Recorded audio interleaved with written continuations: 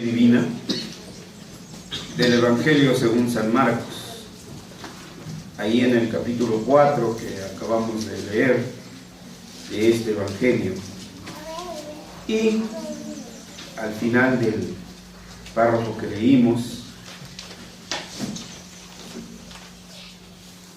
quisiera que leyéramos el versículo 20. San Marcos capítulo 4 versículo 20.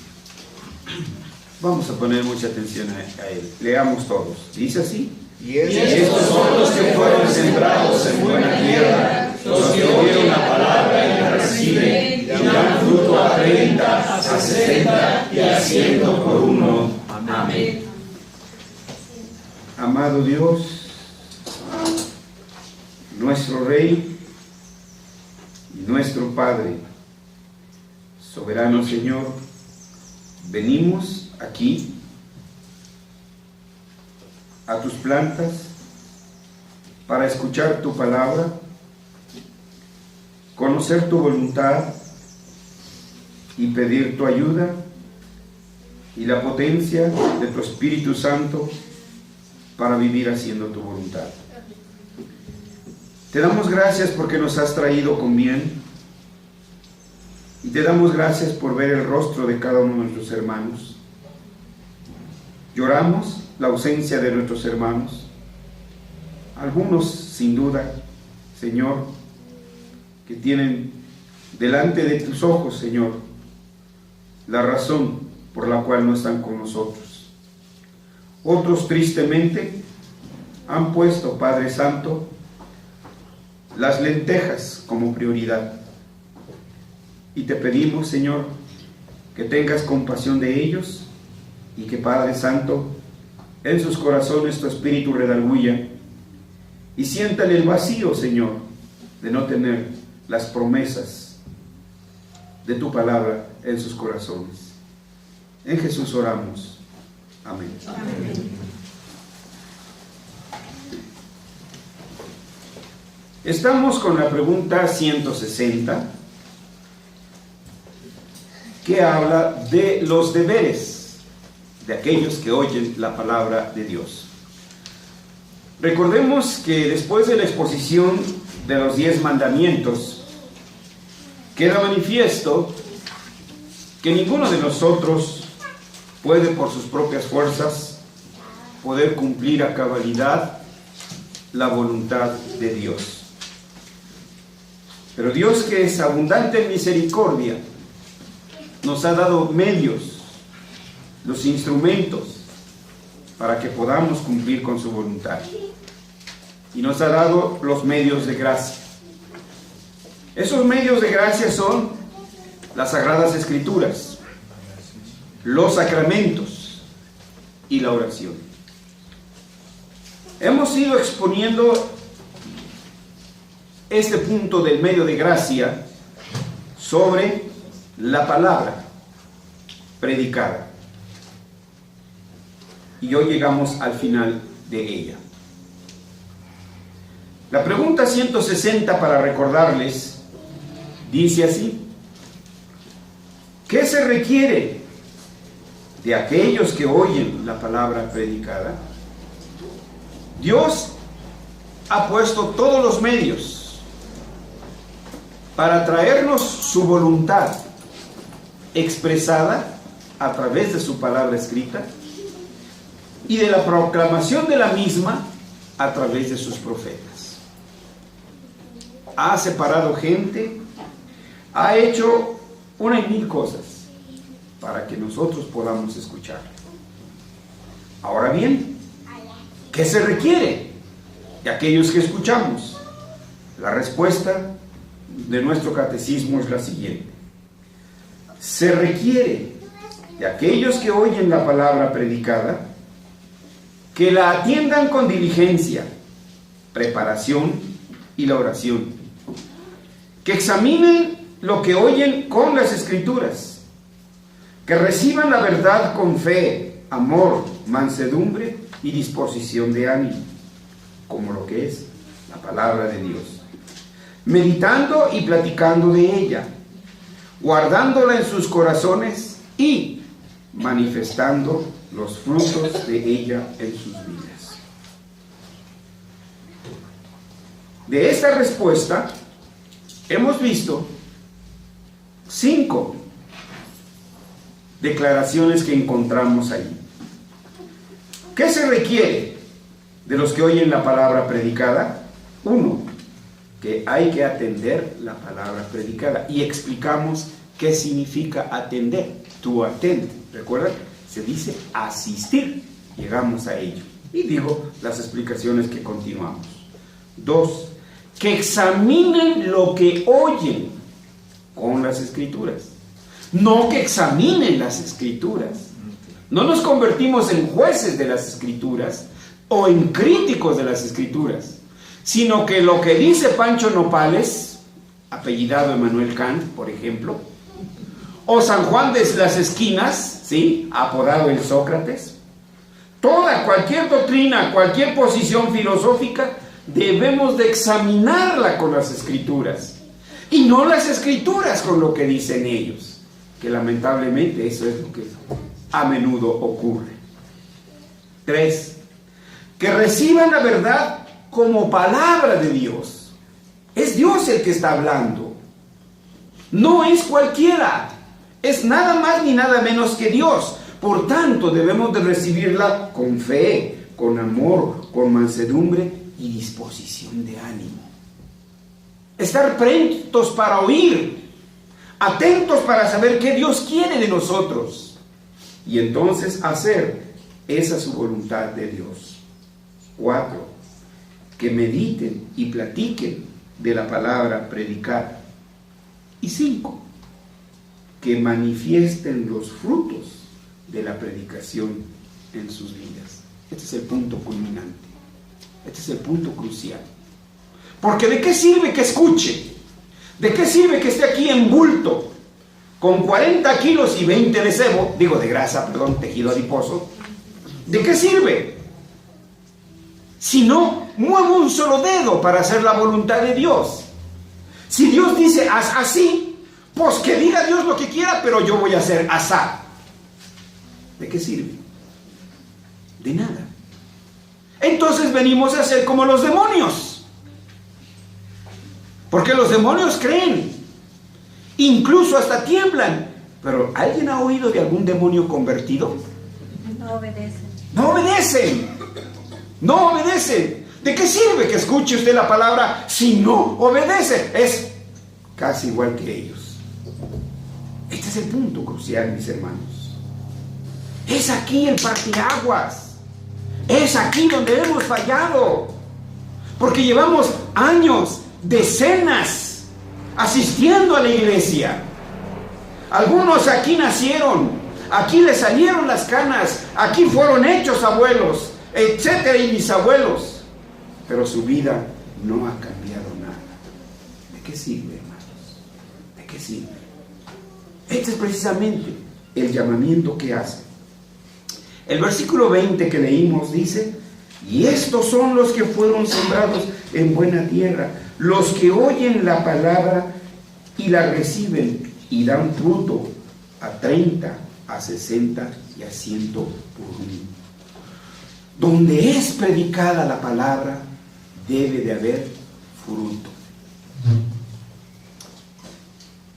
Este versículo, lamentablemente, por los piedricadores y por los evangelistas, ha sido reducido solamente al número de almas que hicieron profesión de fe y aceptaron a Cristo en su corazón. ¡Gloria a Dios! ¡Aleluya! 20 convertidos. No, hermanos. Aquí está hablando de una consagración de vida. Como decía Ronald, tomando la palabra. Hearing and doing. Oyendo y haciendo. Eso es lo que necesitamos y eso es lo que Dios está pidiendo. Aquí está hablando de la vida. Mismo Ronald decía, toda la vida es religión. Es decir, que su fe debe ser expresada en las matemáticas. Su fe debe ser expresada cuando está pegando tabique. Su fe debe ser expresada, con permiso, Pero se me vino a la mente, cuando está haciendo teatro, o cuando hace música, o lo que sea, toda la vida es religión. Debemos llevar nuestra fe a todo lo que hacemos, a todo lo que decimos. Un lenguaje tenemos aquí, hermanito, hermanita, etc. Pero allá nos saludamos como ¿qué hubo? Esposo de la vaca. ¿Dónde está el cambio, hermanos? ¿Sí? Allá usamos las mismas palabrejas que usan estos hijos de Caín. Santiago, o mejor dicho, las citas que da nuestro catecismo son dos: Lucas 8:15 y Santiago 1:25. El versículo 15 de Lucas dice: mas la que cayó en buena tierra, estos son los que con corazón bueno y recto retienen la palabra oída y dan fruto con perseverancia. ¿Alguien lo puede leer, por favor? Lucas 8:15. Mas la que cayó en buena tierra, estos son los que con corazón bueno y recto retienen la palabra oída y dan fruto con perseverancia. Fíjense bien, los que retienen, los que con corazón bueno. Obviamente, ninguno de nosotros tiene corazón bueno. Por eso el Señor, el Maestro dijo, bueno, solo uno. ¿Sí? No es que Jesús no tuviera un buen corazón. Lo que quiere enseñarnos es que nosotros, todas nuestras obras son como trapos de inmundicia. Pero ese corazón ha sido transformado por el Espíritu Santo. ¿Por qué entonces como puerca lavada volvemos al cieno? Ese es el punto. Teniendo un corazón regenerado, ahí vamos a atascarnos al lodo. Y bueno, ese lodo puede llamarse, qué sé yo, nombres bonitos. Puede tener Violeta, o puede tenernos Jennifer, o qué nombres bonitos. O puede tener, llamarse Perico, puede cualquiera. Pero ahí van, a atascarse al lodo. O como dice Proverbios, como perro que vuelve a ¿qué? Qué bien, hermanos, ya llegaron. Hermanos, ese es el punto. ¿Sí? Entonces, ¿qué de bueno tenemos? Nada. Pero el Señor ha transformado nuestros corazones. Dice, y retienen la palabra oída. Hoy oíste que Dios dijo, haz esto, pero no lo haces, pues entonces eres peor que burro. O como dice el escritor, no seáis como... Qué bueno, hermanos, que leen la escritura. No seáis como mulo, que si no es con el mecate, no te detienes. ¿Sí? Hasta que tenemos entonces la soga al cuello, entonces, hermanos, nos acordamos que hay Dios. Mas la que cayó en buena tierra, estos son los que con corazón regenerado y recto retienen la palabra y ¿qué dice? Dan fruto. Pero ¿qué más dice? Asiento. Con perseverancia. Con perseverancia, hermanos. No es de momento. Y hasta lloran, parecen cocodrilos. Si ustedes saben por qué lloran los cocodrilos, cuando comen, ¿sí? Porque tienen aquí unas glándulas y cuando así abren las fauces, se aprimen esas glándulas y se les salen las lágrimas. Por eso dicen, son lágrimas de cocodrilo. ¿Sí?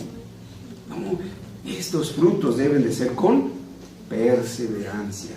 Siempre, hermanos. Somos cristianos, como dicen los militares. El soldado es soldado 25 horas de las 24 que tiene el día, ¿o no? Así es el cristiano, hermanos. ¿Sí? No es solamente aquí, es en familia, es entre amigos, es en el trabajo, es la totalidad. Eso es lo que dice el versículo 20. Abarca la totalidad de nuestras vidas. Toda la vida es religión. También toma Santiago capítulo 1, versículo 22 y 25. Sí, pero sed hacedores de la palabra. Santiago capítulo 1. Pero sed hacedores de la palabra y no tan solamente oidores, engañándoos a vosotros mismos. Hasta ahí un segundito. Sed hacedores y no solamente oidores. Esto es lo que decía Ronald. Hearing and doing. Oyendo y haciendo. Ahora sí, el versículo 25. Mas el que mira atentamente en la perfecta ley, la de la libertad, y persevera en ella, no siendo oidor olvidadizo, sino hacedor de la obra, este será bienaventurado en lo que hace. Muy bien. Ahora vamos a tratar de explicar un poco este versículo. Se refiere entonces que los que retienen la palabra oída dan fruto. Por lo menos podemos mencionar 2 o 3 cosas de esta afirmación. La primera, porque son corazones que responden. La segunda, porque retienen permanentemente la palabra. Y la tercera, porque perseveran. Cuando decimos que son corazones que responden, debemos entender el binomio adoración-testimonio. Oltais tiene un ensayo y precisamente así se llama: adoración y testimonio. Worship, ya no me acuerdo. No recuerdo el título que le dio Walters ahí. Pero ¿a dónde va? Se refiere a la palabra cúltica, al culto, a lo de aquí, pero también a la vida actual. Seguimos adorando allá. Lo adoramos con nuestro trabajo, lo adoramos con nuestros estudios, lo adoramos con todo lo que hacemos y pensamos. Esa es la totalidad de la vida. A eso se refiere. Son corazones que responden. La adoración implica un anhelo por el conocimiento de la palabra, buscando toda oportunidad para ampliar esos conocimientos de la palabra. Pero si decimos, va a haber una conferencia sobre el significado de Marcos, el Evangelio de Marcos para nuestras vidas, ni las moscas se paran. Pero decimos, va a venir el grupo cristiano de rock metálico, lleno. Hermanos, tiene que haber un anhelo por la palabra de Dios, un anhelo por las Escrituras. Y testimonio, por supuesto, se refiere a conducirse de manera que se manifiesten en vidas consagradas. Quiero citarles 2 o 3 ejemplos que ustedes conocen. Leví o Mateo, ¿qué hizo después de su conversión? Le invitó al Señor a su casa. Lo invitó a su casa. ¿Y luego? Dejó todo. ¿Y luego? Devolvió lo que había. Todo, dicen. En ese momento no importó si se iba a quedar en la inopia. Dice, les voy a revolver todo. Al cuádruple, al 12 cuánto, ¿no? Ese es, hermanos, También Saqueo. una manifestación de la vida. Saqueo. Saulo de Tarso. Cuando el Señor lo encontró.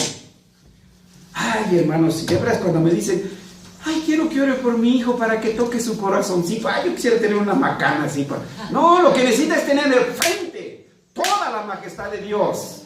Que vea el Dios Todopoderoso. Eso es lo que realmente necesita, ¿sí? Que conozca la majestad de Dios. Ese Pablo, perseguidor, azotador de las gentes, cuando tuvo enfrente al maestro, ¿sí? Blandió su espada, blandió su látigo, ¿sí? ¡No! A ver de cómo nos toca, ¿no? ¡Órale, vente! ¿Qué pasó con Pablo? Cayó de rodillas. Las rodillas se le volvieron de hilo. Y le dijo, Señor, Señor, ¿qué? ¿qué quieres que haga? Ahí está el punto, hermanos. Sumisión, obediencia al Señor. Eso es lo que Él quiere, Señor. Obediencia, sumisión.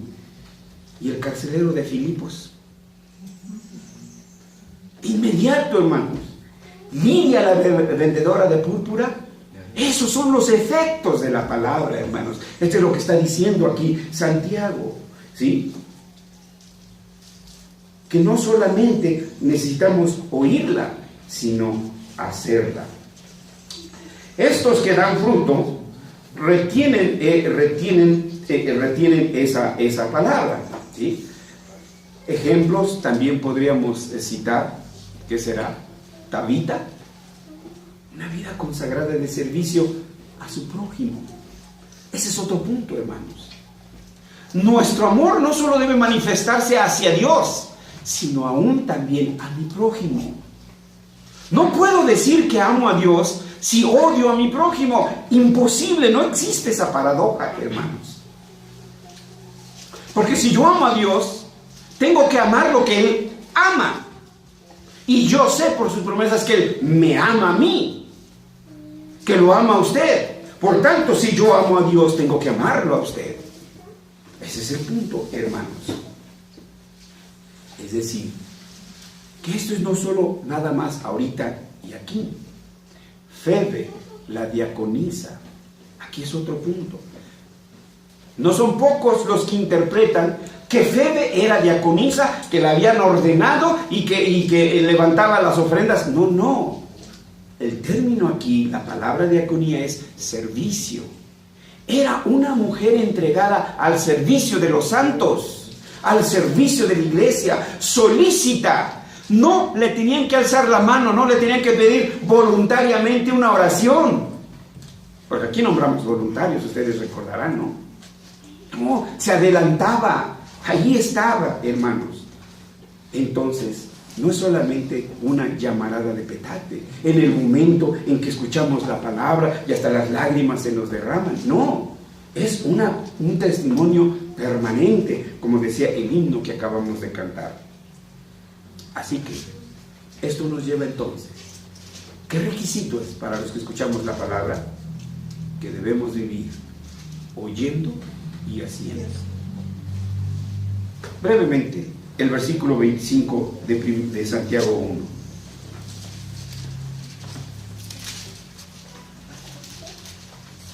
¿Alguien puede leer Santiago 1, versículo 25? Mas el que mira atentamente en la perfecta ley, la de la libertad, y persevera en ella, no siendo oidor olvidadizo, sino hacedor de la obra, este será bienaventurado en lo que hace. Tratemos, hermano. El que mira atentamente. Tenemos que recurrir al idioma original. La palabra que usa el escritor aquí es parakipsas. Parakipsas, que viene del verbo parakito. Ahora, esta palabra griega, parakito, es traducida solamente como mirar. Pero no solamente mirar, sino que lleva la idea de me inclino para ver mejor una cosa. Una imagen pueden ustedes tener de los bereanos. Dice, y escudriñaban las escrituras, se inclinan, para ver si estas cosas eran así. Esa es una acepción. Esta palabra, parakipsas, lleva también la idea de hacer un alto para mirar de cerca. Yo voy caminando lunes, martes, miércoles, jueves, viernes, sábado. Voy caminando la escuela, el trabajo, etcétera y etcétera. Pero el domingo hago un stop. Hago stop y ¿qué hago? Entonces, paro para ver mejor una cosa. Se está refiriendo a la palabra. También esta palabra, parakipsas, tiene la idea de hacer un alto para mirar de cerca, detenerse y asomar la cabeza para ver mejor. Todas estas, es decir, en nuestro ajetreo cotidiano de la vida, yo hago un alto y entonces me concentro en la palabra de Dios. Habla, Señor, que tu siervo y que tu sierva oye. Un ejemplo nos lo da el Señor. ¿Se acuerdan de Marta y María? Cuando invitan al Señor. Y entonces están ahí, una muy afanosa, cocinando y preparando, y la otra ahí a los pies del Señor escuchando. Aparentemente uno, cuando ve así de primera vista esto, es que estamos acostumbrados al análisis griego, hermanos. Y ay, está qué floja. Y la otra, hermana, allí toda afanosa, todo. No, un momento. Y la respuesta del Señor nos sorprende más. ¿sí? Porque dice, esta ha escogido. Ahora, ¿es que Dios estaba invitando a que esa mujer fuera una floja? No. ¿Qué dice los 10 mandamientos? 6 días trabajarás. Dios te ha dado 6 días para que arregles tus cosas. Si no las has arreglado, el culpable eres tú, no Dios. Porque tú no tienes método de vida. Tú no tienes programa, tú no tienes agenda. Tú vas allá al toque y al moche y ¡pum! Caiga lo que caiga. Te mueves así como gallina clueca, parece que trabajaras, pero no trabajas, porque no tienes orden. Ese es tu verdadero problema. Pero el Señor nos ha dado 6 días. Por eso no hay excusa para este día no consagrarlo. Por supuesto, hay las contingencias, y esas estarán ahí. ¿Que no las sabrá Dios? Dios las sabe. Entonces esta es la idea de paraquipso. Estoy actuando, estoy trabajando mi cotidianidad, pero ¡pum! Hoy me paro, porque hoy voy a escuchar la palabra de Dios. Es a lo que se está refiriendo. Dice, mas el que mira atentamente en la perfecta ley. Ahora sí, yo puedo hacer un stop el domingo, pero ¿para qué? ¿Para ir a ver cómo pierde el Guadalajara 4-0 ante el Xolos? Bueno, no jugaron el domingo, ¿verdad? Jugaron creo que, no sé qué día. ¿Para eso? Bueno, entonces depende para qué.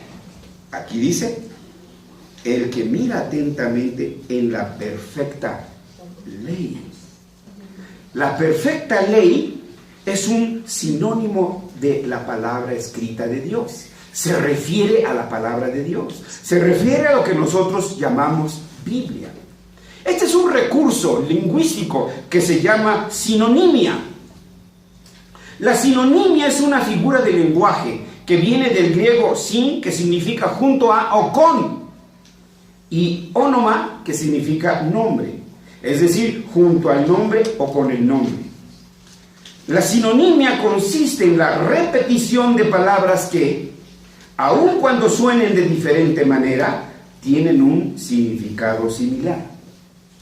Cuando el Espíritu Santo usa la sinonimia, es con la intención de que paremos y pongamos atención al asunto que pone ante nuestros ojos. Entonces, que paremos y miremos ¿qué? Hacia la Escritura. Pero tenemos que ver estos ejemplos, hermanos, desde la perspectiva hebrea, no desde la perspectiva griega. Cuando el Espíritu Santo usa sinónimos, es para remarcar la importancia. Miren, un ejemplo de sinónimo. Efesios 5:19. ¿Alguien lo puede leer? Efesios 5:19. Hablando entre vosotros con salmos, con himnos y cánticos espirituales, cantando y alabando al Señor en vuestros corazones. Ahora díganme, ¿quieren la interpretación griega o la interpretación hebrea? Las dos. La interpretación griega, hay 3 tipos de cantos. Unos son los salmos, otros son los himnos, otros son las alabanzas, ¿y qué más dice este?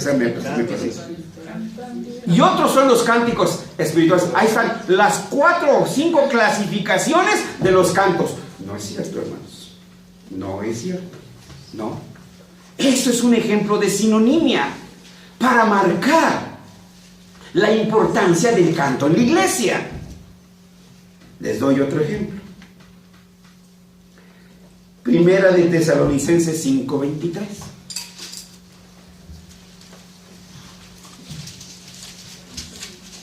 Esgrima. Y el mismo Dios de paz os santifique por completo, y todo vuestro ser, espíritu, alma y cuerpo sea guardado irreprensible para la venida de nuestro Señor Jesucristo. Aquí está otro tipo de sinonimia: espíritu, alma y cuerpo. Otra vez, hermanos, ¿qué exégesis quieren? ¿La griega o la hebrea? Porque el que escribió fue un hebreo, era un judío, aunque escribió en griego. Pero no, luego dice, en la interpretación griega no, el cuerpo, el hombre está formado de 3 partes. Una parte es cuerpo, como si fuera guayón o ribeye. Otra parte es alma, y otra parte es cuerpo, espíritu. No, hermanos, es otro ejemplo de sinonimia que habla de la importancia y de la integridad del ser individual. Exacto, eso es uno solo, hermanos.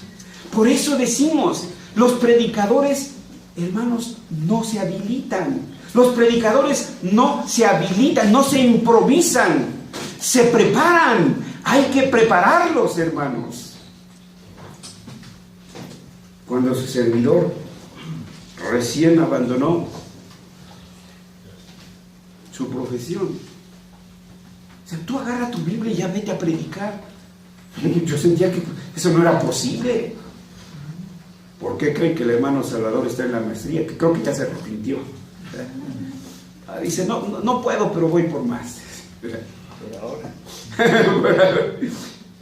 Entonces, hermanos, este es el punto, que hay que escudriñar todo esto. Entonces, este es otro ejemplo de sinonimia. Ahora, este es lo que es el recurso que está usando aquí el escritor. Cuando habla de la perfecta ley, está hablando como sinónimo de la escritura, ¿sí? Entonces, hermanos, ciertamente, en el griego, en 1 Tesalonicenses 5:23, usa el sustantivo to neuma, espíritu, kai psique, alma, y kai tu soma, el cuerpo. Pero habla, vean un poquito el contexto anterior, habla de todo el ser, de la totalidad del ser. Entonces, el ser de una manera integral. No es que el hombre esté dividido en tres partes. ¿Por qué la palabra de Dios es la perfecta ley? Inmediatamente dice, la ley es justicia. Donde hay ley, hay justicia, hermanos. Donde no hay ley, pues hay injusticia. Por eso surge, ¿qué? ¿Cómo dice? Los cuerpos de autodefensa. Ese es un ejemplo. Los lords y las ladies que están saliendo hoy muy en moda en los anarquismo, exacto. Pero ¿por qué, hermanos? Porque no hay justicia. Debiera de haber. ¿Por qué? No tiene que haber comisión de derechos humanos. No. Eso está marcando nuestras fallas, ¿sí? Precisamente porque no hay justicia, tiene que surgir uno de esos. Bueno, ya fueron por allí a derechos humanos a poner su queja los ciudadanos comunes, como usted y como yo, que nos es impedido el libre tránsito. Nos es impedido nuestra libertad para laborar. Pero no hemos oído pronunciamiento del ¿cómo se llama? Comisión de Derechos Humanos. ¿Sí? Pero nomás le dan un garrotazos a los del CNT y híjole, se les vienen encima, hermanos. Debe haber justicia para los dos, para ambas partes.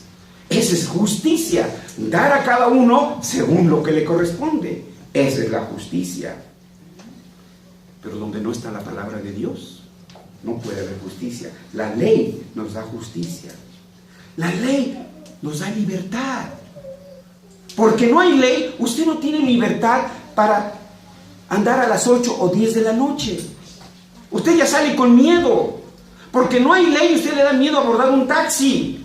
Porque no hay ley, a usted le da miedo abordar un micro. Porque no hay ley. Entonces no hay libertad. Donde no hay ley, no hay libertad.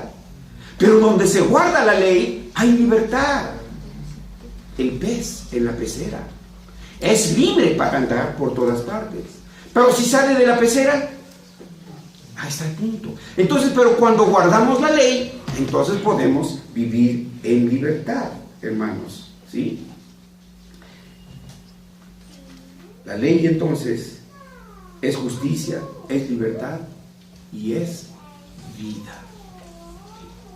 Y es vida. ¿Para qué les cuento las noticias? Si ustedes las conocen. Esas son las lloronovelas de la vida real. Porque las lloronovelas de Tarasteca y de Taravisa, pues son todas fingidas. Pero las de la vida real ¿sí? Las de ayer o antier, ¿no? La señora que... Se arrodilló. No, ese es uno, sí, también, ese es. No, del micro, se subieron unos asaltantes. Ella alcanzó a verlos y se baja. Se baja el ladrón y ¡pam! Un balazo en la nuca. Bueno, pero que... 3 balazos. 3 balazos. Bueno, yo me quedé corto con uno. Pero bien dado donde sea, hermano, ya, con que sea en la nuca, pues, está difícil, ¿sí? Entonces, hermanos, no hay libertad. Usted sube con miedo. Usted va con miedo a donde sea. ¿Por qué? Porque no hay justicia. Ese es el punto. Nada más, así de sencillo, hermanos. Si cada uno cumpliera. Bueno, recuerdan, este tema lo pusieron los abogados, bueno, los que fueron, ¿verdad? Pues el año pasado, ¿sí? Justo el año pasado, las 3 caras de la ley, ¿sí recuerdan? Y ellos lo expusieron con cierta extensión. Entonces, la ley es justicia, libertad y vida. Dentro de los límites de la ley de Dios, el hombre es libre, porque allí vive en el ambiente que Dios le ha designado. Mas cuando cruza esa frontera, ahí está el punto. Y yo creo que muchos de aquí sabemos lo que eso significa, cruzar la frontera. No os unáis en yugo desigual. Cruzaste la frontera. Ya estás sufriendo las consecuencias, ¿no? Y así podríamos citar muchos ejemplos. ¿Qué es lo que sucede? Se transforma en esclavo de pecado. Sin embargo, debe decirse que mientras guarde la ley, es libre. Por eso la recomendación es no ser oidor olvidadizo, sino hacedor de la obra. Ergón, todo trabajo debe ser dirigido por la ley escritural. El teólogo suizo del siglo XVI, Henry Bullinger, escribió en 1561, recién la Reforma, que el propósito de las buenas obras es el de 1. Darle la gloria a Dios. 2. Adornar nuestra vocación. Que si eres cristiano, se refleje en tu vida cristiana. 3. Mostrar nuestra gratitud a Dios.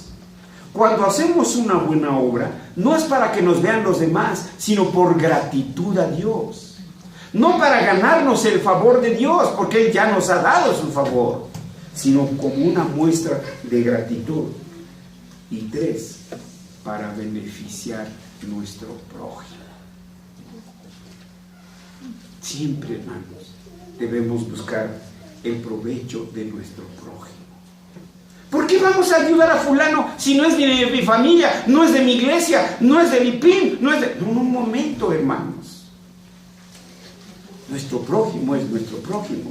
Y nuestro prójimo puede ser un hermano en la fe, puede ser un hermano en la sangre, puede ser, en fin, etcétera, el que el Señor pone ahí junto a mi lado. Ese es mi prójimo, hermanos. Y aquí el Señor siempre ha visto que sus hijos vean también por el prójimo. Vean ustedes el ejemplo. Sara, Abraham y Agar. Agar era hijo del pacto. Su hijo era hijo del pacto. Pero cuando Sara le jaló del chongo a Agar, estuvo conforme a Dios. Cuando Sara corrió, porque esa es la palabra, cuando Sara corrió a Agar, ¿sí? Bueno, usó a su marido, ¿verdad? Córrela, ¿verdad?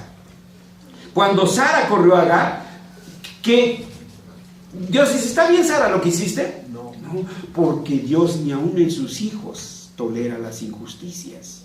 ¿Sí? Entonces, hermanos, en esto se traduce cuando escuchamos la palabra de Dios. ¿Sí? En todo eso. Por tanto, hermanos, para concluir, si nosotros, como dice la Escritura, ¿qué se requiere de los que escuchamos la palabra de Dios? Se requiere que manifestemos con nuestras vidas consagradas. Pero mire cómo termina el versículo que acabamos de leer.